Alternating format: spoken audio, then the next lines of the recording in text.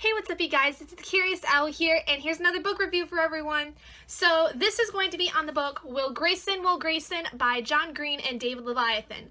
Now, the story is basically about two boys that are both named Will Grayson from different towns in the state of Illinois, and they lead very different lives. One is kind of more of a moody kind of teenager. He's got a kind of a really hard home life, and he's very negative about everything. And then the other one is kind of a guy that he's not negative, but he just doesn't give a crap about anything. He has these kind of like thoughts about like he just doesn't care about a thing, and it's just he's kind of a flat kind of guy.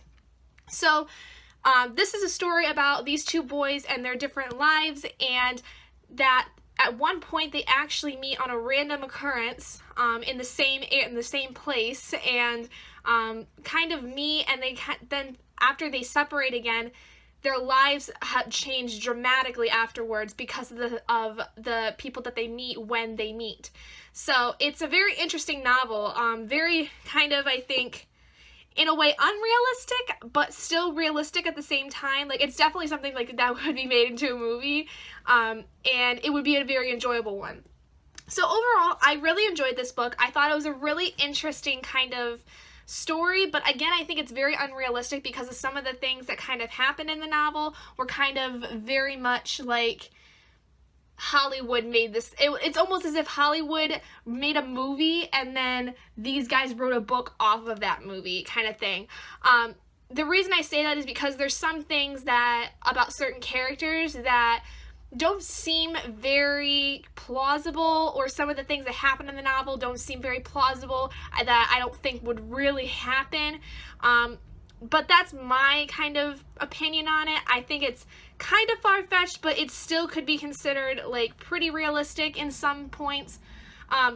Both of the Will Graysons are very flat characters. Now, and after you read the whole book, you realize that that's the intent, which I understood after finishing the book. Both of the Will Graysons start out as very flat characters. They're not really they don't really have much of emotion. They don't really have many interests. They're very negative about things.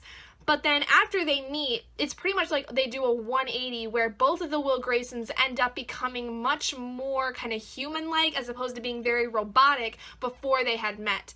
And it's because of their kind of the circumstances that they met and things that happened when they met that causes them to become these new people. Both of the Will Graysons change in many ways for the better, I think, and it kind of just shows that, you know, sometimes the most amazing people in the world will be people that you don't even know, and sometimes the people you know the most or know the best aren't always going to make your life better.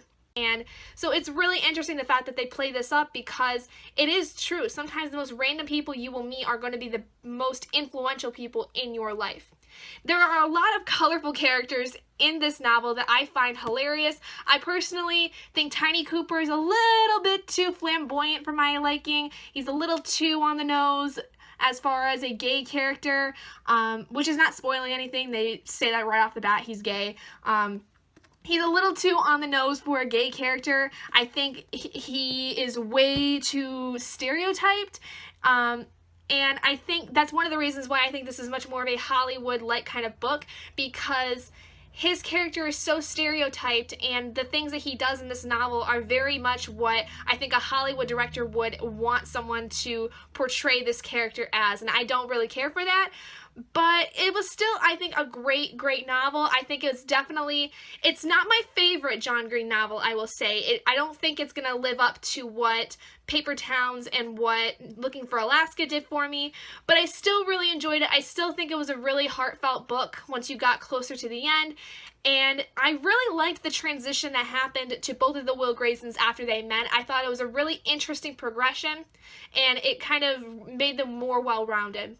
Another thing that I didn't care so much about the book was the relationship between one of the Will Graysons and Tiny Cooper. So Tiny Cooper and one of the Will Graysons were friends for so long, but then when he meets this other Will Grayson, they kind of have this connection, and they pretty much start dating the night they meet, which in all fairness, is kind of realistic with how some relationships start, especially when it comes to new relationships. When someone has recently come out of a relationship, it's kind of like they hook up with somebody immediately and they think they're totally in love and everything.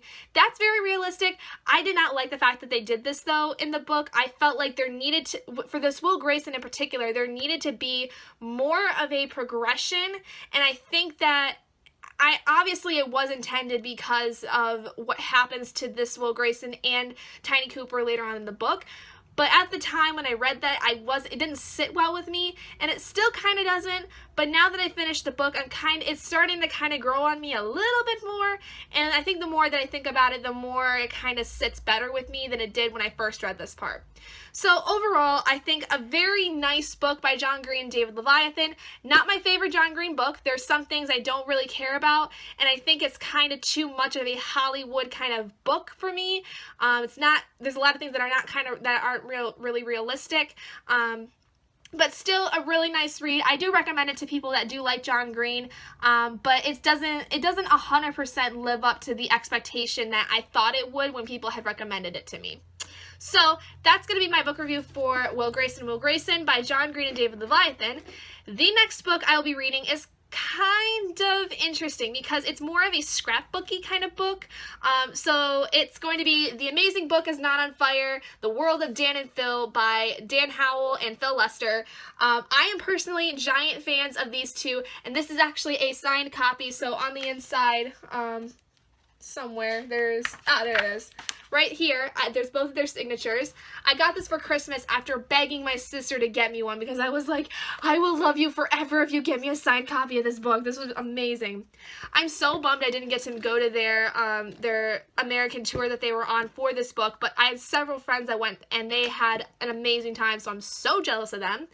But this is kind of a scrapbooky kind of book, so if you're familiar with Miranda Sings' book, or kind of other YouTubers that have recently come out with books. Some of them are more essay-driven, like Shane Dawson's, or biography-driven, like Tyler Oakley's. This is a lot like Miranda Sings' kind of book, where it's basically filled with all kinds of little things that they've written that are kind of like in scrapbook form, just like little things from their past, things that like kind of go more into depth about them and when they grew up and stuff like that. So I'm really excited to see how that is. It's gonna definitely be a short read, but I'm gonna make sure I still keep my 50 pages goal every day, just so that I can, actually do that, so I'm not just sitting down in one day and reading it. But yeah, so that's going to be my next one. I'm very excited to read it because I just love Dan and Phil so much.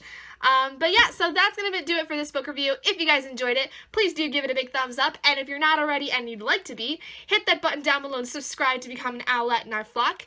And I will see all of you guys in my next video. Bye, guys!